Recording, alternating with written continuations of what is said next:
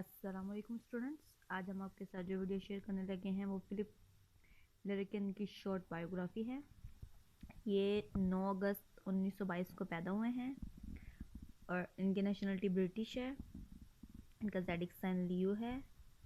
یہ famous as a poet ہیں اور ان کے فادر کا نام سڈنی لیریکن ہے اور ان کی مدر کا نام ایوا ایملی ڈے ہے اور کیتھرین ان کی سسٹر کا نیم ہے۔